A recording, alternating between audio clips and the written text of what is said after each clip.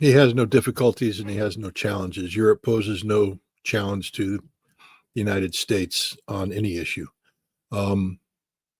It's as simple as that.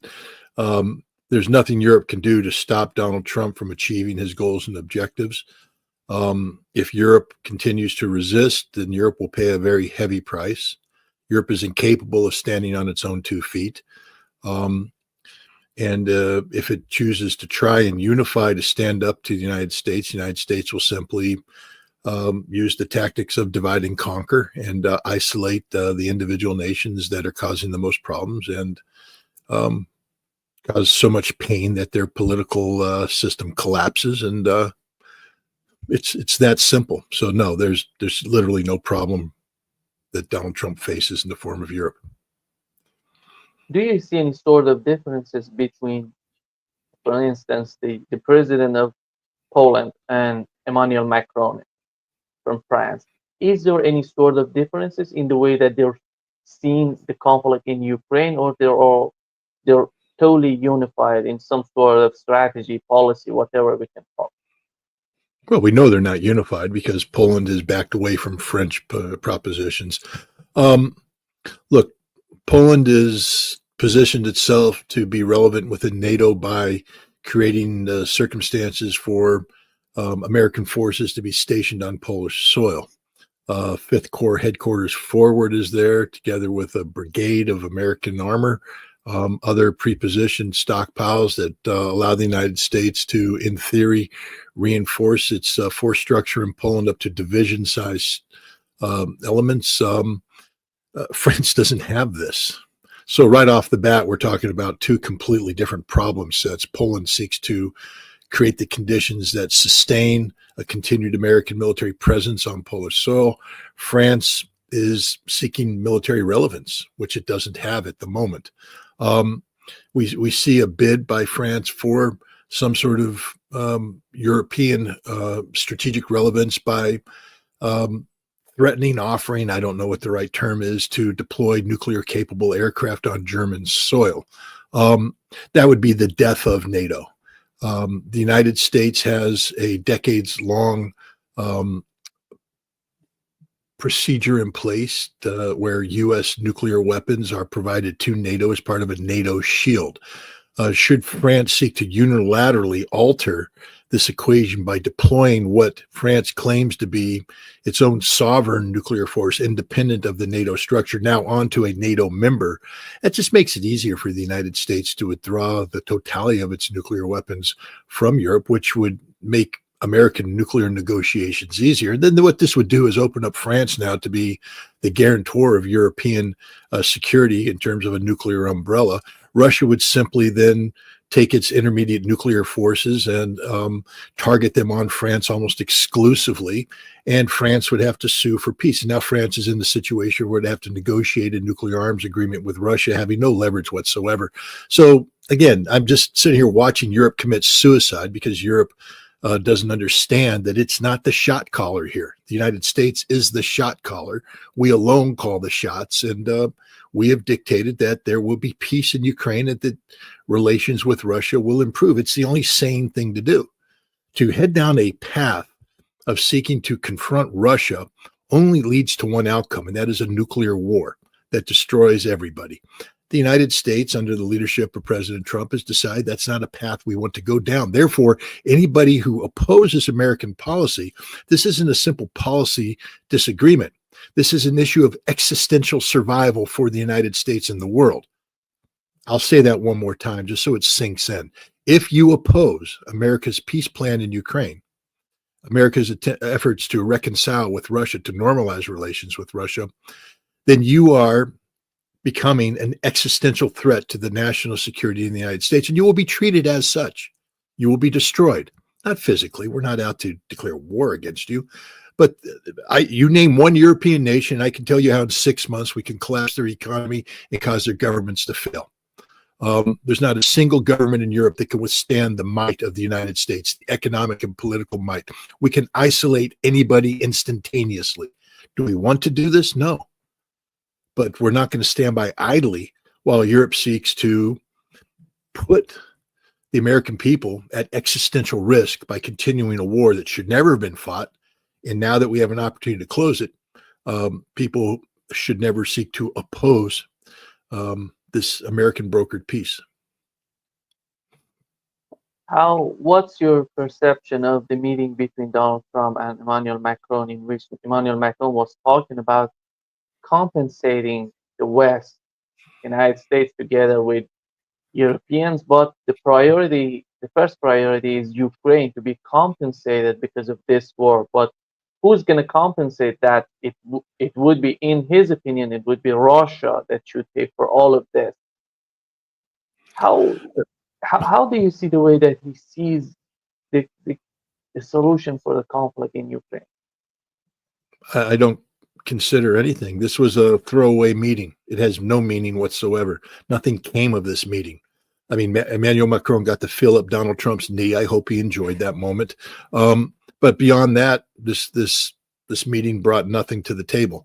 The serious discussions will take place between Sergei Lavrov and Marco Rubio in the coming days, followed up by the meetings between the only two leaders that matter in this issue, and that's Donald Trump and Vladimir Putin.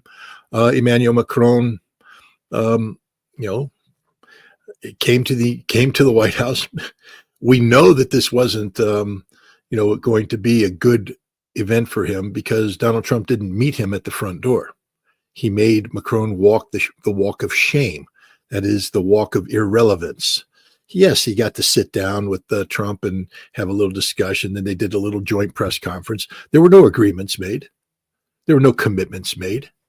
Trump just sort of looked at him like, whatever, say what you want to say and leave, which he did. He flew in, was humiliated by not being greeted at the door, said what he wanted to say, and then he flew home. No state dinner, no nothing. It was an act of irrelevance, and Keir Starmer will do the same thing in the coming days. None of them matter to us. We don't need them. We don't want them, especially when they're obstructionist. If France thinks they're going to take $300+ billion of Russian sovereign wealth and somehow use that to pay for Ukraine, they're smoking dope. That just will not happen at all. Donald Trump will never go for it.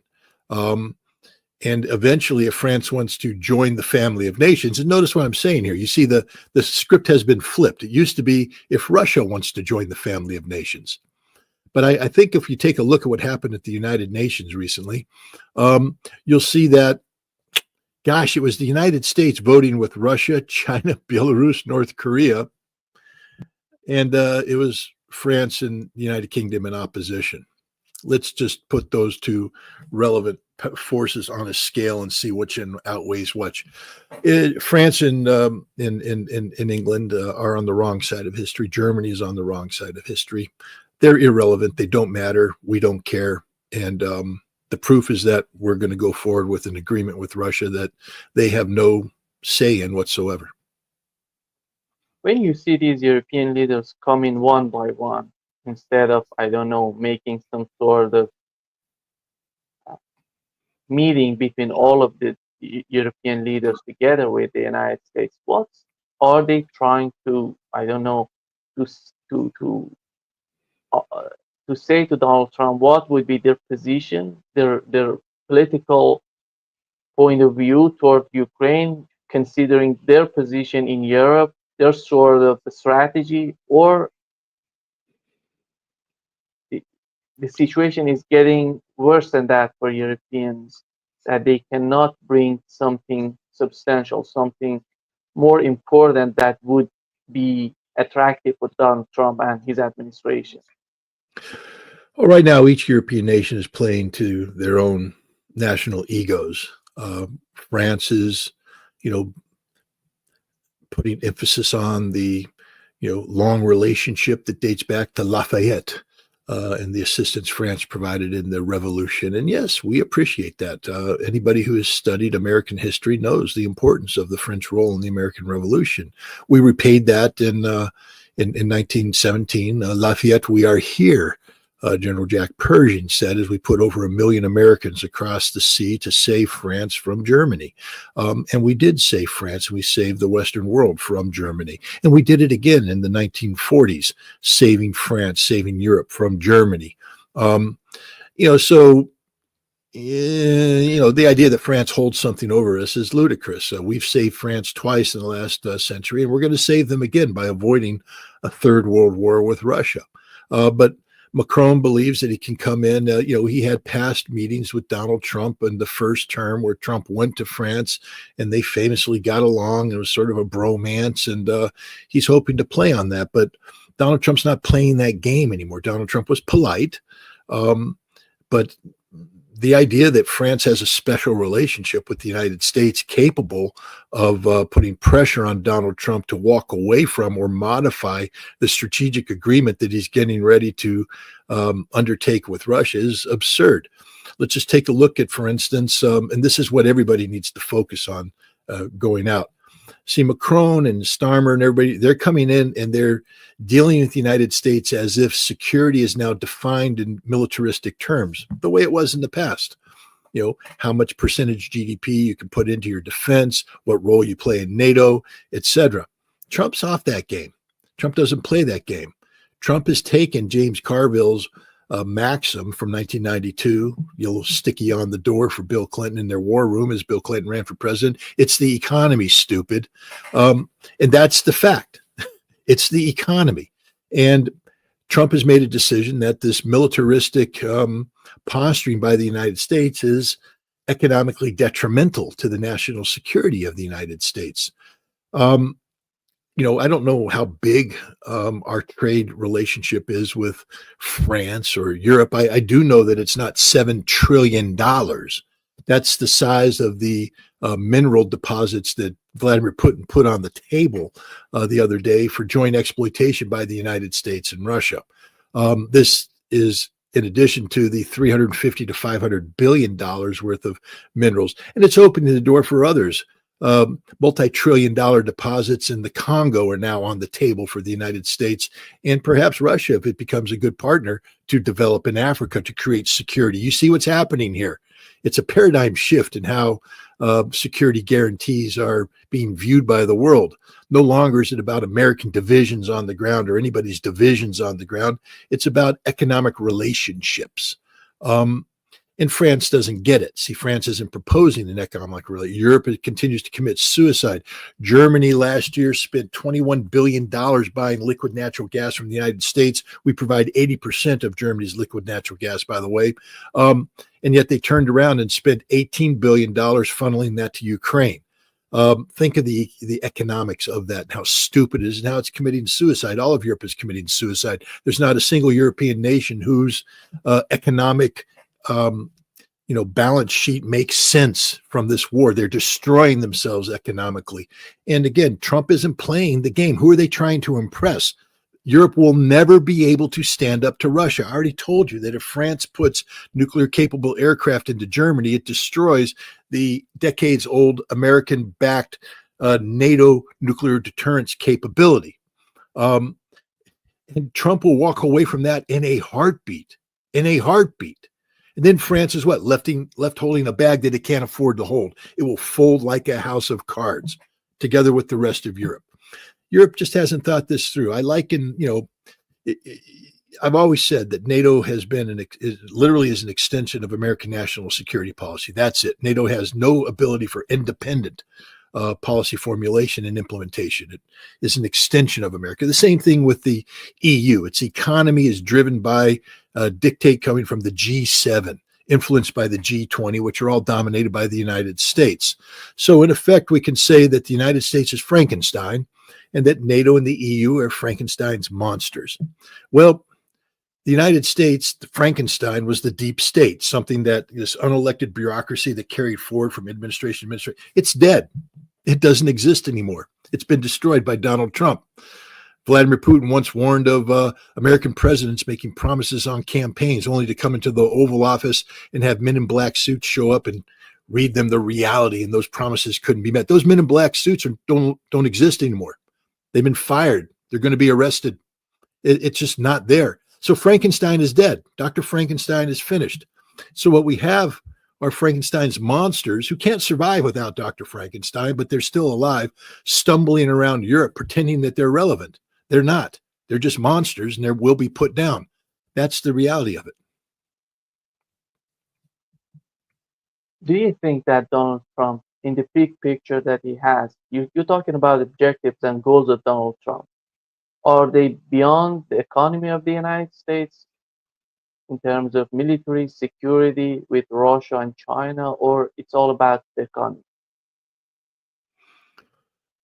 I think Donald Trump has made a decision that, and he has said this, again, we go back to his campaign, where he said that the greatest threat to the national security of the United States is the United States. And he further articulated that in the form of this rules-based international order, which he said imposes America on the world in a way the world isn't comfortable with and no longer desires.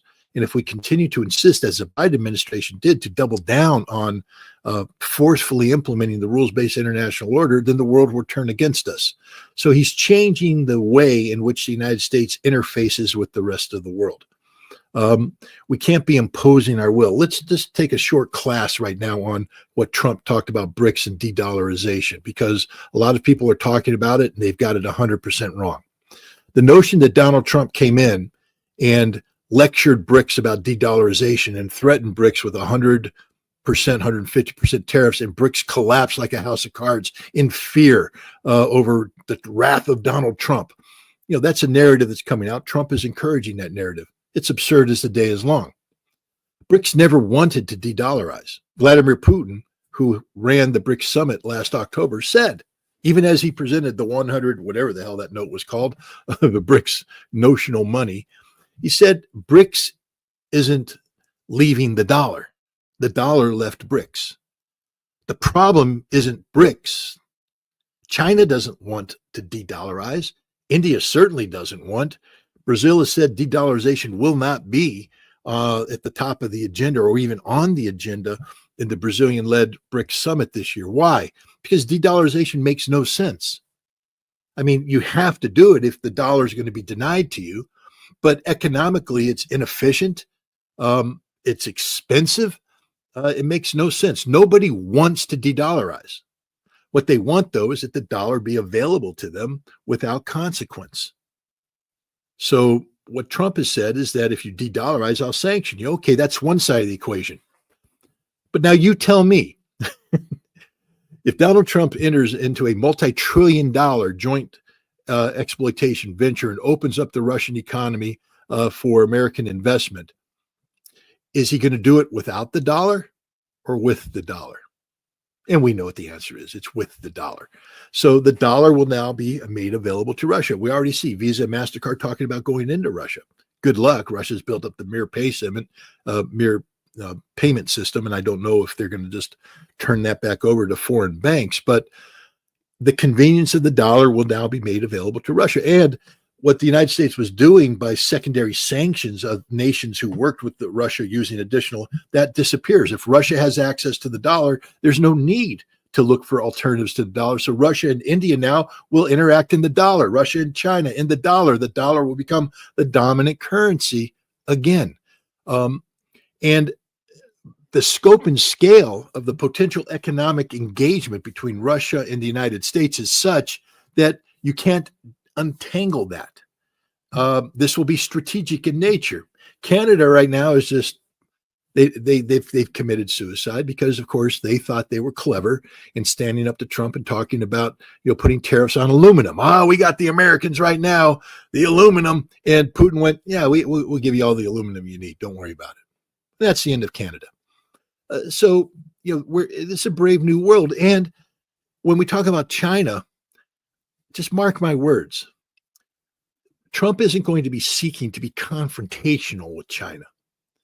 Trump is going to be looking for similar opportunities for large-scale, massive economic integration between China and the United States so that both nations thrive and neither nation can be in a position to threaten the other. And the way this is going to be done is not by trying to create a leverage between Russia and China, but to treat Russia, China, and India as a geopolitical economic singularity that America's plugging into. BRICS is no longer the enemy. BRICS is going to be used by the United States for its own benefit. It's sort of a cheap way to get to the global south, a shortcut. This is the direction that Donald Trump is heading in, I believe. And it's a direction that redefines how America interfaces with the world. It's not about the world having to live by rules imposed by the United States, but the United States creating a new set of rules together with the big players in the world that says we will now seek economic collaboration as our primary methodology of coexistence, a distinct departure from military adversarial relationships or economic competition. You see, you don't compete with people that you're jointly developing trillion-dollar mineral wealth with. You cooperate with them. So I think this is the direction that we're heading. As I said before, we're in the midst of a revolution, and every aspect of the United States today is going through revolutionary transformation, domestically and from a foreign policy standpoint. Since you've mentioned Europeans not being capable of confronting Donald Trump, how about the establishment in the United States? I'm talking about Democrats, Republicans, and we have even Republicans talking against Donald Trump, talking the way that they're not agreeing on what Donald Trump is talking about. How do you think that this establishment is going to deal with Donald Trump and his sort of way of dealing with the issues, political issues? I'm talking about the foreign affairs of the United States, not the internal affairs. There is no viable opposition to Donald Trump. It's as simple as that. The Democrats are finished. They're ruined as a political party. They don't stand for anything. They're incapable of resistance. And we need to stop thinking about the Republican Party as the governing party. MAGA is the governing authority in America today. Make America great again. If you call yourself a Republican and you're not aligning yourself with MAGA, then you're basically the old Republican Party that Donald Trump crushed in 2016 when he went up against 17 of the Republican Party's most stalwart people and crushed them all in a primary to become president of the United States. There is no opposition, meaningful opposition to Donald Trump. He's not bluffing anymore. I think we might find out the reality of this come March. If people try to shut down the government, Donald Trump will shut down the government. And then he will destroy those people who shut down the government, eliminate them politically, declare national emergencies, and rule by emergency decree. See, he's not playing games anymore. He understands the weakness of the system. And he is going to come in swinging, and he will crush anybody who gets in his way. This is the revolution that I'm talking about. Revolutions don't happen half-assed. You know, there's that old saying, if you're going to strike the king, kill the king. Well, if you're going to take on the deep state, kill it, and kill it fast. The key thing about what you have to understand about what Trump's doing is he is moving so fast that the establishment will never get a chance to recover. I've written about this. I've invoked John Boyd's OODA loop to get inside the decision-making cycle of your enemy. And believe me, anybody who's not with Donald Trump is the enemy of Donald Trump. And so, you know, the OODA loop, you know, observe, orient, decide, act. That means that you are going to act and they're going to react, and you're going to continue that dynamic until you destroy them. What you don't want to do is act, they react, then you don't act, so they act again, and now you're reacting to them. Donald Trump will not be in the reaction mode. Donald Trump is there to make everybody react to him and therefore control the dynamic, to get inside their decision-making cycle and to kill him politically, economically, whatever. And so he's moving very, very fast. He is not going to allow anybody the opportunity to say, halt, stop, we want to pause. There will be no pause. Look with the courts. You know, he will, we're getting the scary ground here, but, you know, Andrew Jackson once said of the Supreme Court, someone said that Supreme Court said you couldn't do this. He said, tell them to enforce it. If you are a judge and you go against Donald Trump, you will be impeached. You will be defunded. You will be destroyed, or you will be ignored. This is a revolution. We are in the midst of a revolution. And this revolution won't stop until everything about what made America horrible. And America was a nation that was fundamentally sick because of the establishment, because of the disease of corruption that had infiltrated everything. Donald Trump's here to clean it out. He talked of the last term about, draining the swamp, but he never did it because he didn't know anything about DC. He admits it. He said, I didn't know how to govern. And I had to bring in the swamp in order to help me. And the swamp didn't let me do anything. He came in and from day one, he said, the hell with the swamp. If you're in the swamp, you don't get to play with me. We get to destroy you. And he is destroying everything. Is it pretty? No. Does it cause pain and suffering? Absolutely. It's a revolution. And you need to understand that. Everybody needs to understand that. Thank God we're not bringing the guillotines out. When you fall victim to this revolution, you get to go home. But you don't get to stay in your government job if that government job wasn't, was nothing more than an employment vehicle for you. The government isn't a jobs program. The government doesn't exist to have a self-licking ice cream cone. You must accomplish something. You must have tasks that you are accomplishing. And if you're not, you're shown the door. It's a revolution. You see, the establishment, this deep blob, was a permanent, unelected mass of bureaucracy that was designed on purpose to strangle change, to prevent somebody from coming in and saying, I want to make a change, and then it would strangle them, delay, slow it down, and then eventually they had to ignore it. That's not happening here. Donald Trump has killed it, and he is moving forward at breakneck pace. And if you don't accept that, I'm sorry. I mean, I have to laugh at all the people that when I first said this, when it first happened, they're like, no, it's not. Oh, really? Where are we now? We're a month in. We're a month in. And Donald Trump has steamrolled over everything that got in his way. And it's only going to get worse. So for all you people out there that are saying, well, it's not a revolution, you don't matter because it is a revolution. And it's over for you if you oppose it. So that's where we're at. What's your take on Germany?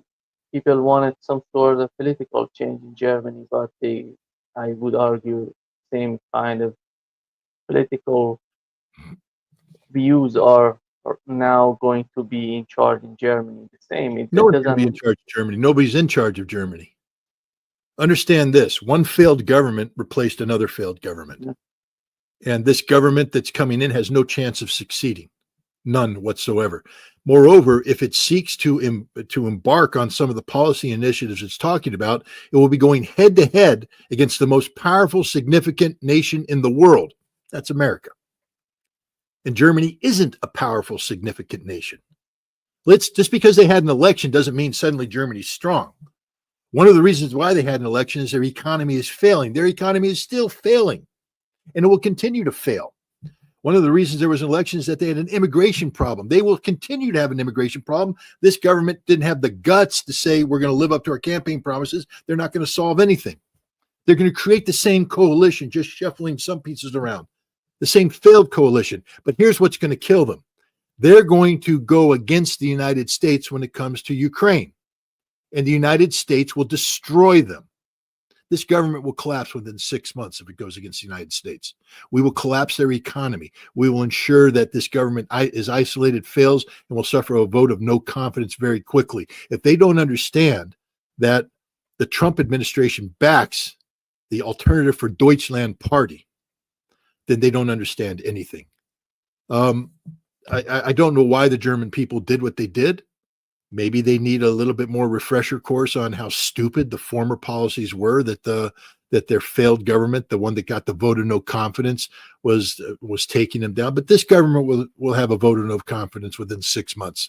Mark my word. Germany is on the same rotation of prime ministers that Great Britain was on, where you have a system that is in total freefall collapse and no government can save it, and you'll just get one replacement after the other, until which time AfD is able to garner sufficient votes not only to win an election, but win it with a majority capable of governing, and then you'll see it all come to an end. But that's the trajectory Germany's on, and there's nothing you can do to stop that trajectory. That is an inevitable trajectory of Germany. We're just looking at, one of these footnotes of history. It seems like a big deal right now, but trust me, when the history of Germany is written, this is just going to be a little footnote where it says, "Oh, in the 2025 election,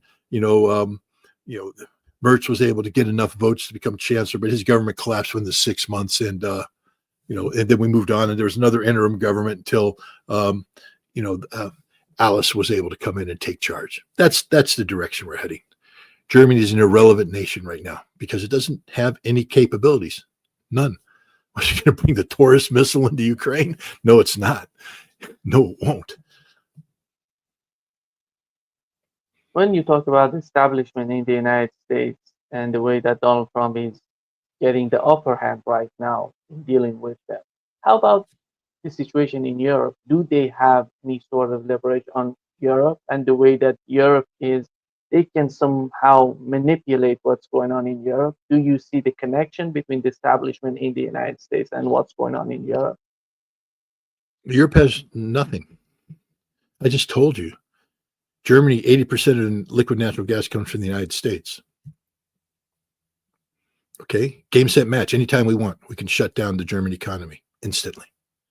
And they have no alternatives because, let's say the Danes and the Norwegians wanted to come in and say, "Oh," or the Dutch, "We'll bring you secondary sanctions, baby, and we'll shut them down too." See, we own the world, the Western world, because they've been subservient to us for so long. They don't know how to be adults. These are people that should have flown the nest a long time ago, but instead opted to live in the basement, letting me feed them, letting me clothe them. I pay for their internet. I pay for everything. And now they dare stand up and say, "We have a voice." You have no voice. You're nothing. Nothing. If you want to be something, then you need to do what we tell you to do so that we can disengage. You see, we do want to get out of Europe. We do want you to grow up.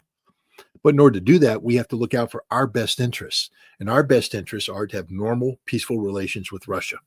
Because Russia's a hell of a lot bigger and a hell of a lot more important than Europe will ever be. We have to stop talking about Europe as a singularity. It's not. There is no such thing as Europe or the European Union. That's a facade. Europe is a collection of sovereign nation states. And Donald Trump is going to treat them as a collection of sovereign nation states. That's another reason why Macron has come by himself. That's another reason why Starmer will come by himself. And that Trump will not ever receive a European Union or European Commission delegation in the White House because they don't exist. They're non-entities. They have no power. They have no say. So, Europe can't put any problems to the United States because there's not a single European country that we can't crush overnight. Literally. Who's gonna benefit in a long run? Who's gonna be better for Europe in the United States in a long run? A Biden type presidency or Donald Trump type presidency? Do you think that in a long run, Europe would be the way that Donald Trump is dealing with Europe? Do you think that would make Europe be more sane?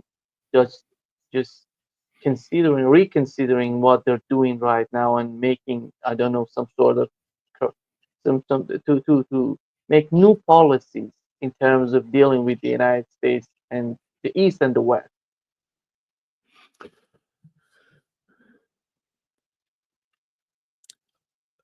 Joe Biden would have sustained the rules-based international order, model that would have perpetuated Europe's permanent status as a subservient lot to America. Donald Trump is trying to create the conditions for an American withdrawal from Europe so that Europe will have to stand up on its own. But you see, people would say, well, that's what Europe's trying to do. No, it's not. Every proposal that Europe has put forward in anything always is contingent upon an American backstop. Even the brave French and British proposed to put 30,000 troops into Ukraine. Not on the front lines, but there's a deterrence requires an American backstop. That means you're not independent. That means you're not capable of anything. If you need us, you're nothing. And right now, Europe needs us, can't do anything without us. So therefore, Europe is nothing. So what's best for Europe? To continue down a path of being subservient to the United States. That was because they were pushing forward these policies of antagonism towards Russia, leading towards a nuclear war that would have destroyed all of Europe. Just make it very simple. Biden would have destroyed Europe. A Biden-type approach would have destroyed Europe. Or Trump, who wants to make a truly independent Europe. But, there's this thing called tough love. If my kid's living in the basement and they're now 40 years old, maybe it's time I kick him out of the basement and make him get a job. Make him learn what it's like to pay the bills. Tough love. Oh, it's problematic for the kid when he has to first leave the basement and get that job. They don't want to do that. They're kicking and screaming and all that. But eventually they get the job, they get a paycheck, they pay their rent, and they go, wait a minute, I'm independent. I'm my own person. Now, they don't live under my larger social economic umbrella. They don't get my club membership and all that, but they get to be themselves. And by creating good relations with Russia, they get to be themselves without fear of the gang next door coming in and beating them up. You see, because we're going to be at good relations with Russia, therefore Europe will be at good relations with Russia. Donald Trump is the best model for Europe going forward one can imagine. It's the only chance Europe ever has of becoming relevant. And again, it won't be relevant as a singularity, but be relevant the way old Europe used to be, where Germany was a nation state that people had diplomatic relations with. And Germany carried out its own independent foreign policy. France did as well. Italy did as well. That's the future of Europe, to break it down in this nonsense of a European singularity and to start talking about a collection of sovereign states. For many years, Scott, the Eastern European were looking at the Western European to learn from them, understand the thing. And right now, it seems that, do you think that we are getting to the point that the Western Europeans should look at the Eastern Europeans to learn about how can they decide about their policies, their foreign policies, and what would be beneficial for them in a long run? How do you see the difference between there's the no Eastern and Eastern the Europe. Western part of Europe? I mean, what you want the suicidal Chihuahua trio of the Baltic states? Sound like Baltic states are just little states. I'm talking about those countries who have tradition, who have long history, and like what? Poland? They have a tradition of getting their asses kicked, and they'll get their asses kicked again. I mean, if Poland, let me just tell you what the future of Poland could be. Are you ready? Here, let me put a scenario out there for you. Let's say Germany screws around with America, plays a fundamental game of we're going to get you. If I were in the CIA, I'm not, but if I were, I would go to Donald Trump and say, okay, this is what we need to do. Take a look at the last election map. Do you see something there, a pattern? AFD in the East, the others in the West. We need to break Germany up into two separate states. We need an East Germany and a West Germany again. So we need to impose economic warfare on the West, and we need to promote economic integration between East Germany and Russia. All right, now as we bring down Ukraine, we need to bring Western Ukraine into the mix. See, we're going to get the Poles on this one now, because we're going to offer Western Ukraine to the Poles. And when they bite and take the bait, then we're going to offer the return of German territory seized by the Poles at the end of World War II back to East Germany to make East Germany even stronger. We're going to break Poland up. We're going to give Poland the biggest nightmare they ever had, which is Western Ukrainian nationalists. And then we're going to weaken Poland by stripping away their German territories and giving that back to East Germany, making East Germany more relevant, weakening West Germany. You see what I just did there? And that, don't tell me it can't be done, because it can be done. Everything I talked about is being talked about right now. Every piece is being talked about. It's a potential. All we need is the CIA to go in and do what the CIA does. because that's what they do for a living. Now, ideally, I wouldn't want that to happen. Ideally, I'd like Germany to wake up and say, oh, we want peace. Then we don't need to do that. And Poland can stay intact. But if you want to screw with America, you're screwing with the Godfather. Okay? We do bad stuff. We're not angels. And we have a CIA that's expert at taking your pathetic little European countries apart. And we will do that if you want that to happen. So my advice to Germany is stop being stupid. Okay, you just had an act of national stupidity, electing this moron in there who is going to come in and he's going to commit political suicide within 6 months. But if you sustain the stupidity, then we have to destroy you. So you don't see any sort of difference between Hungary together with Slovakia and the way that Germany is talking about, or France? There is some sort of difference. Hungary's too small. First of all, Hungary's not a united nation. They have a very strong leader, Viktor Orbán, but we see hundreds of thousands of people in the streets. So it's a fundamentally divided nation on the issue of this, that, or the other thing. It comes down to the economy. Those nations that have retained their energy connectivity with Russia are nations that recognize the importance of cheap energy, and therefore their policies reflect that. Those nations that have separated themselves from cheap Russian energy are nations now that have committed too much political capital into this divorce, and now they're trying to make the divorce work, but it's never going to work. Like I said, when you're Germany and you once had all that cheap Russian gas coming in, and now you're 80% dependent upon expensive American liquid natural gas that you can't afford, so I think this isn't about who's wiser in terms of their political approach. None of them are wise. It's just that some have been able to hold on to economic advantages that dictate political outcomes, and others have divorced themselves from those advantages and are now paying the price.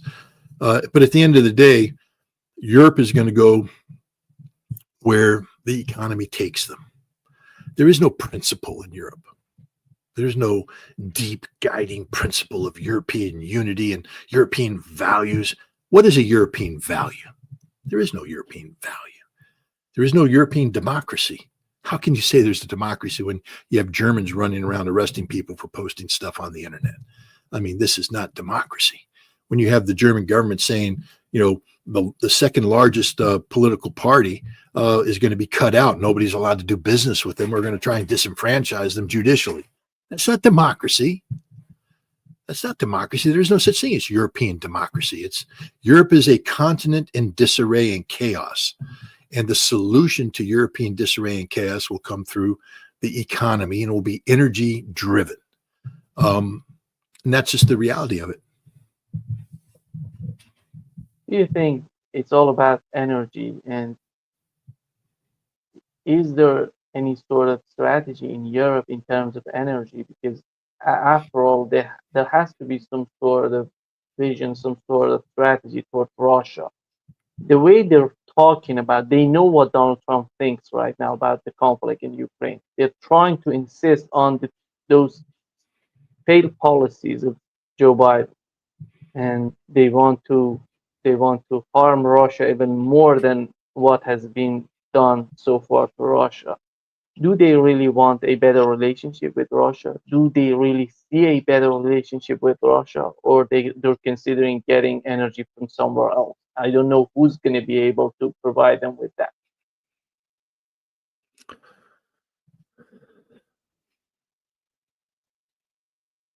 I think European leaders have been held prisoner by American policy prerogatives for so long that they don't know what they think. I mean, it's impossible for me to get in the heads of Europeans. Work with me on this one, Nima. Olaf Scholz, not a stupid man. I mean, educated, experienced politician. Why did he stand there like a cuckold husband watching his wife get raped by his neighbor when Joe Biden said, I will blow up Nord Stream 2? Why did he do that? because he is not the leader of a sovereign state. Germany is completely beholden to the United States. And he allowed this to happen. And then he allowed the further, extinguishment of German connectivity with Russian energy, to the point now where the German economy is just destroyed. It's deindustrialized. So can we really speak about German leadership and what the Germans are thinking? You can't. You can't say that for any of the nations, because they have all in one way or another sold out to the old America.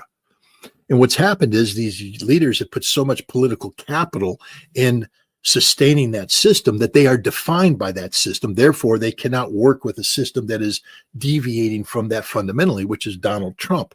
So it's the equivalent of a drowning person in the ocean. They are lashing out at anything to save themselves. But they're going to go down. They're done. Nobody's going to save them. The old model cannot be resuscitated because Donald Trump just killed it. Just killed it. And remember, I just want to remind the people that, the establishment can come back. Guys, we're into the first month of a 4-year revolution. And look what he's done. The first month. Wait till we have that conversation about the first 100 days, or the first 6 months, or the first year. This time next year, if we're still talking, take a look at the revolution then and realize there's 3 more years to go. The deep state is never recovering from this. Every aspect of the deep state will be deconstructed, because the deep state was reliant upon the money that the military-industrial congressional complex and other links, pharmaceutical, whatever you want to, however you want to describe it. The way the deep state worked is they sucked this money and they turned it. The money became the blood that fed this cancerous tumor that was defining what America was. Trump isn't willing to let this tumor continue to exist. He's cut off the blood supply, and he's, taking a scalpel and removing it from America. It's never coming back, ever. Which means that any foreign entity that continues to define itself based upon the necessity to sustain that which is being killed by Trump condemns himself to death. In Europe, by continuing to try and breathe life back into that Biden era model, it's just condemning themselves to death. How do you see the western part of Ukraine, considering in case of having a Ukrainian settlement between Donald Trump and Russia? What would be the western Ukraine? Are they gonna be together? I'm talking about various ethnicities in that part: Armenians, Hungarians, Polish, and all of these various ethnicities in the western part of Ukraine. Or we're gonna see the collapse of the western part of Ukraine, or the situation would get worse for Europe and Russia in terms of security. First of all, let's stop talking about Europe and Russia. There is no connectivity there. Russia's situation is going to get better because Russia's made a strategic decision to deal with the only nation that counts, and that's the United States. So let's not equate Europe's collapse and its, and the troubles that will befall Europe with anything to deal with Russia. Russia's already built an economic firewall. Europe doesn't count anymore. Doesn't matter. Is irrelevant to Russia. The sanctions, Russia doesn't impact Russia at all. And if the United States engages with Russia, it undoes everything about those sanctions. So we cannot speak as if Europe holds any leverage over Russia. They don't. None whatsoever. Western Ukraine.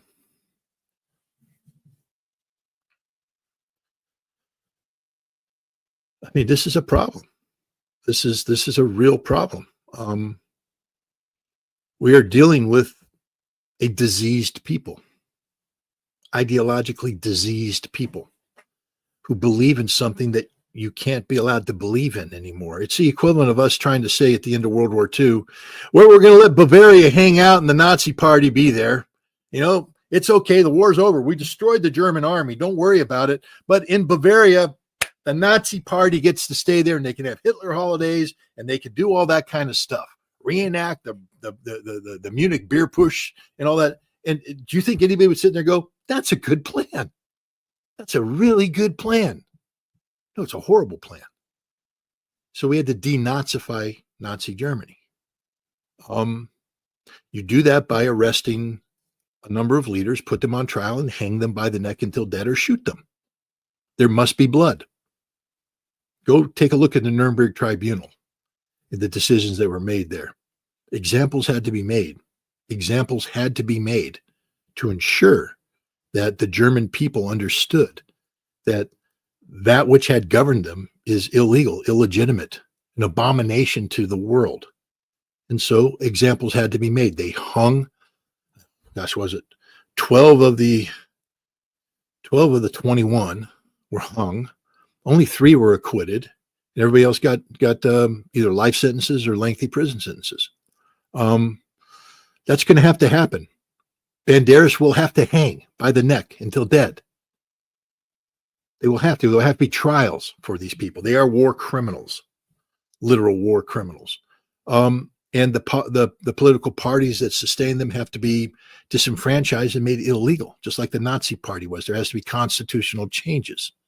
Now, this can be done if Donald Trump accedes to the Russian conditions, because Russia has said, I mean, we know how this is going to be done. It's written in the Istanbul communique how this will be accomplished.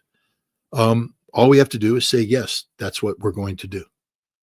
Now, if we want to make this one of those things where we say, well, that's just too hard to do, and the Russians decide, well, you know, it's better for us to concede on this to get the bigger picture, then we're going to have a problem. And the way you deal with that problem is you give it to the Poles. That'll be the Russian solution, I believe. I don't speak for Russia. I don't know. I've heard within Russian circles that there is talk about carving that off. But this creates a lot of problems. I mean, for Russia, it's not a big deal. I mean, you know, hey, Poland, all you have to do for the Russians is just shout out, Volin, Volin, Volin. And the Poles get all round up, and then you give them Western Ukraine, they go in there and they'll slaughter everybody, which is a solution in its own right. But then what happens is you've created a precedent of carving up European borders that were supposed to be not able to be carved up anymore. And if you give away Western Ukraine to the Poles, then you're going to give away Ruthenia, and you're going to give away Carpathia, and you're going to give away, and you're going to see that Ukraine will be carved up. And then what you do is you open up the door for Russia to hold a referendum in Odessa, Kharkov, Dnipropetrovsk, Mykolaiv, and get those Russian populations to agree that those lands will, in 3 to 5 years, chop off over to Russia, and you're left with a tiny little rump state called Kievan Rus, and it's got no economic viability. That's not a good solution, because then again, it opens up to the door. Someday Germany will become, if the CIA doesn't break it up, will become a unified nation of great potential, and they will turn to Poland and say, yeah, you got your Western stuff back, we want ours back too. And now we have the potential of German-Poland conflict. So, you know, a lot of people, they'll say, oh, you can't give in to the Russians. You can't let them dictate the outcome in Ukraine. I say you have to let them dictate the outcome in Ukraine, because otherwise the solution is one that will be disastrous for Europe in the long run, that will lead to the lack of recognition of the permanence of borders, and will just pick off a scab on wounds that haven't healed. We know they haven't healed because we see the animosity between Germany and Poland about that border today. You know, so this is a real problem. So I think Western Ukraine, my feeling is that the Trump administration is paying more attention to what the Russians say than many people realize, and that they've bought into the notion of the reality-based premise of much of the Russian arguments, the factual accuracy of much of the Russian arguments, and if they do that, I think they'll find the wisdom of the Russian approach, which is denazification, as conceived by Russia, must be implemented in post-conflict Ukraine. Do you see Russia accepting European troops or U.S. troops on No, Ukrainian soil, or maybe Chinese troops. I don't know. China's not going to put troops on the border. There won't be a foreign. There might be monitors, lightly armed monitors from foreign countries that have nothing to do with Europe. If I were the Russians, I'd get the Kazakhs to do it, the Belarusians to do it. We could get a Uzbek contingent, Tajik contingent. Not China. China's a Security Council nation, but I'm just saying that there's ways to get nations to provide police forces to do border control operations. But the idea of a peacekeeping force, people forget what peacekeeping is all about. In order to be peacekeeping, there has to be a peace to be kept. That means both sides have to agree to something, and then the peacekeepers come in and implement that which the both sides have agreed to. You can't have NATO come in and be a one-sided implementation, because the sole purpose of the Macron-Starmer force is to provide a deterrence against Russia. That's not a peacekeeping force. That's a force of war. And then Russia will have to kill them all, and they will kill them all. So we need to be careful with the terminology we use and what we expect of this. There will be no European forces on the ground in Ukraine. There will be no American forces on the ground in Ukraine. There will be no significant military forces on the ground in Ukraine. If this thing is going to go down, there will be a peace. The Ukrainian military will be demilitarized. That means there is no Ukrainian military in the way. You might have 50,000, maybe more, 80,000 Ukrainian forces that will become a border guard or a coast guard to protect the sovereign borders. And then they may be supplemented by international observers working with the Ukrainian border guards and with the Russians on both sides to ensure that the agreement is policed properly. But Russia is not seeking to create a demilitarized zone. Russia is seeking to create a new border where Russia is next to a Ukraine that's no longer postured to be a threat to Russia, a Ukraine that can be economically developed by Russia, so that eventually this Ukraine becomes in political and economic union with Russia in similar fashion to what Belarus has become. That's the Russian vision of Ukraine. They don't want Ukraine to be this failed nation state next door to them. Russia understands the importance of neighbors and the importance of good relations with neighbors. And so from the Russian perspective, if you're going to be a neighbor with Ukraine, that Ukraine has to be a vibrant nation capable of sustaining its population in meaningful fashion. And you can't do that.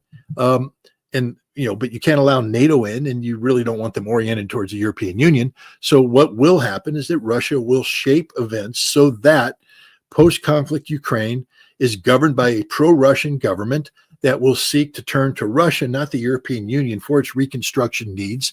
And the United States, I think what we're going to be seeing here is normally I wouldn't go on this limb, but I think it's just so obvious.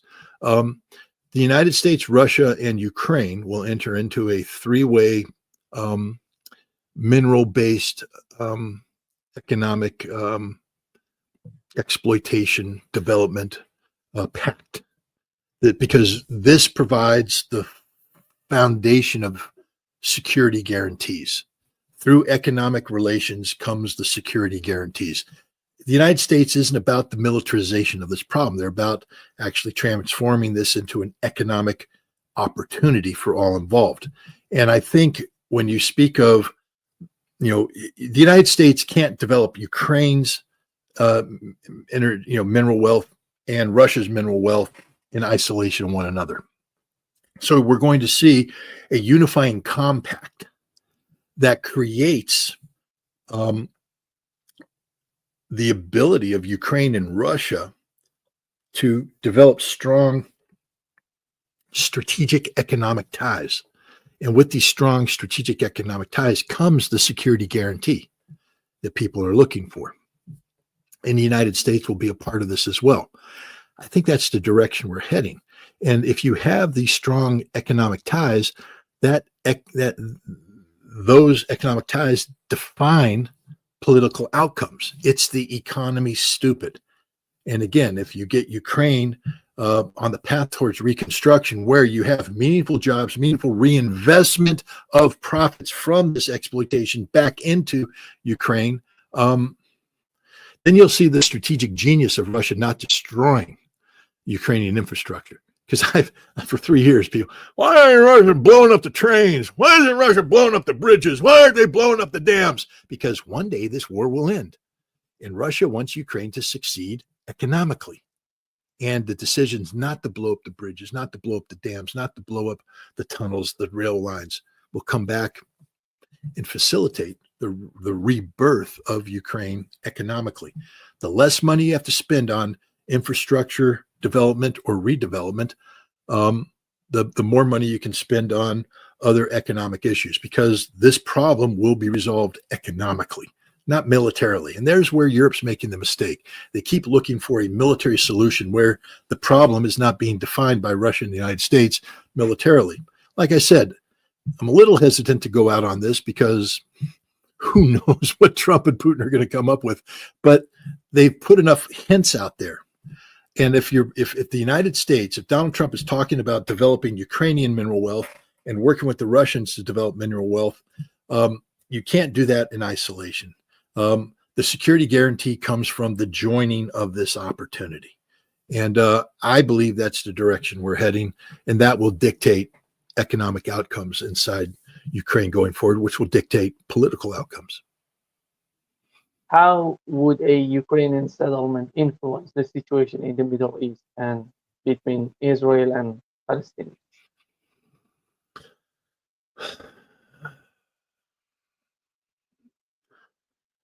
I mean, the Middle East had nothing to do with this problem starting, so it's not part of the solution.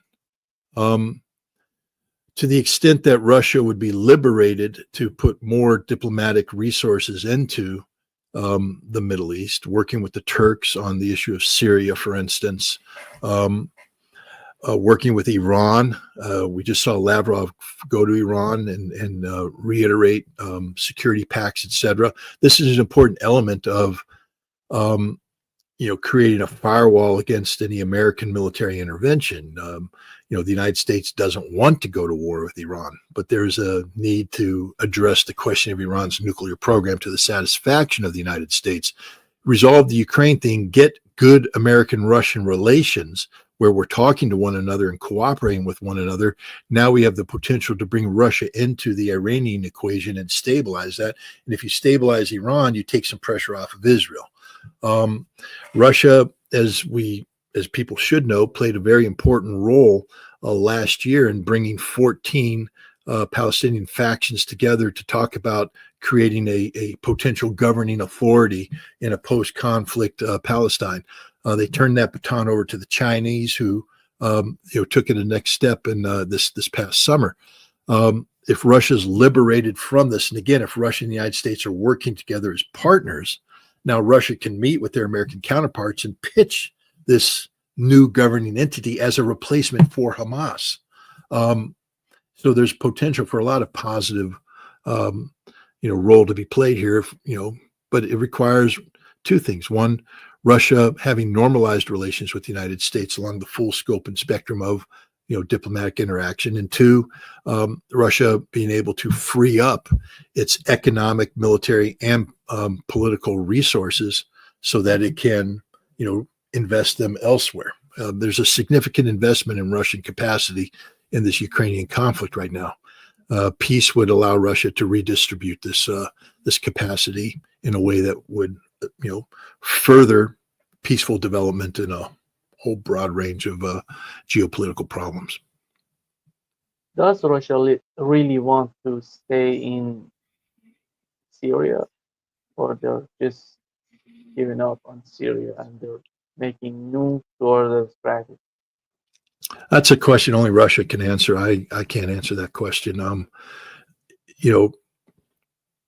There's so many rumors and speculation going on right now about that. Let me just put it from my perspective. I think one of the main driving factors for Russia to intervene in Syria was to prevent Syria from becoming a cauldron of Islamic fundamentalism. that could easily then migrate out of Syria up through, Turkey, into Georgia, into Chechnya, into the Northern Caucasus, and now you have problems. They wanted By to the way, prevent. that's the main concern of Iran as well. They share the same sort of. Yeah, and so Iran's out of the Syrian problem directly. I mean, they're no longer plugged in with the with the government in Damascus. Russia, because of its military presence, the reality of its military presence continues to be there. On the surface, of course, Russia isn't the natural ally of the Jolani government. But now, if I'm in the Russian foreign ministry, I turn to Vladimir Putin and I say, boss, this ain't perfect, but as long as we're in Syria, we have their ear. We have the ability to influence. Maybe not as strong as we did under Assad, but a little bit. And we can work towards achieving stability. And then my head of my intelligence would come up and say, and we can also keep an eye on Islamic extremism and gather intelligence, develop relationships with Jolani's people to find out, who amongst the Chechen diaspora in Syria is talking about, radicalizing and moving back in, who the Dagestanis, if, the Wahhabis, or they plan on making a return in. So I could make a case that it's in Russia's national security interest to maintain a presence in Syria, even though fundamentally that mission might be in opposition to what they originally sent there for. But this is just me speculating. I can't speak for the Russian government. I wouldn't speak for the Russian government. And only the Russian government can define what their national security interests are. Just before wrapping up this session, Scott, the situation in Lebanon. On Saturday, we had the funeral of Sayyid Hassan Nasrallah in Lebanon. What is your understanding, your take on what has happened during the last 15 months between Israel, Gazans, and Lebanon? Can we consider Hezbollah weaker? Are they going to continue the same way, or these wounds are making them stronger than before, at least mentally? Well, first of all, look at the size of that funeral, 1.4 million people. Anybody who thinks Hezbollah is dead, think again. And the cause resonates deeply inside many corners of Lebanon and indeed around the world. So the notion that Hezbollah is defeated and no longer relevant has been mooted by this reality. The collapse of Syria has created a problem for the axis of resistance, but the axis of resistance, particularly Iran and Hezbollah, have said, we're not done, we're not finished. Hezbollah has a tricky political problem inside Lebanon that's been made less tricky by Israel's ridiculous decision to build permanent bases inside illegally occupied territory inside southern Lebanon. All this does is legitimize the resistance aspect of Hezbollah's existence. Remember, Hezbollah was supposed to disarm in 2000, but they failed to do so. And their continued resistance was embraced by the Lebanese people because of Israel's holding on to just the Shebaa farms, which was contested. I mean, there's an argument to be made that it's Syrian, not Lebanese territory, but the Lebanese Hezbollah say it belongs to us. The Lebanese people agree. And so they tolerated this, to include the 2006 war, which Hezbollah emerged even more powerful militarily and politically as the most significant resistor to Israeli aggression in the Middle East. This current conflict has been difficult. Yes, Hezbollah enjoyed great success against Israelis. They broke the back of the Israeli army. Just ask the Golani Brigade, ask the 7th Armored Brigade, ask the Agos Special Forces Unit. They didn't win. But what happened is that Israel, in their intelligence, was able to infiltrate Hezbollah in a way that nobody anticipated, inflict significant casualties on Hezbollah middle management, and gain access to targeting information that enabled them to eliminate Hezbollah's senior leadership. And there's no organization in the world that can suffer these kind of casualties and not feel an impact. Hezbollah wasn't destroyed, again, in the final stage, even after Nasrallah's assassination and after the pager explosions. Hezbollah fighters in southern Lebanon beat the best that Israel could throw at them. But there's another aspect of Hezbollah that has to be acknowledged, and that is that it is not just a resistance movement, but a political party that is deeply involved in the governing of Lebanon. And so Hezbollah has to take into account the legitimate will and needs and expectations of the non-Hezbollah Lebanese population. And when Israel started to expand their collective punishment doctrine away from just the Shia of southern Lebanon into all of Lebanon, Hezbollah had to acknowledge that they had to undertake actions that were designed to stop the suffering of Lebanon as a whole. So this ceasefire was agreed upon. It's not a surrender, though, and Hezbollah has assiduously adhered to the terms and conditions of the ceasefire. Israel has not. So Israel's in danger of overplaying its hand and creating the conditions for Hezbollah to continue as a resistance organization whose focus is the expulsion of Israel from Lebanese territory, something that the government of Lebanon can't ignore because it resonates amongst the Lebanese people.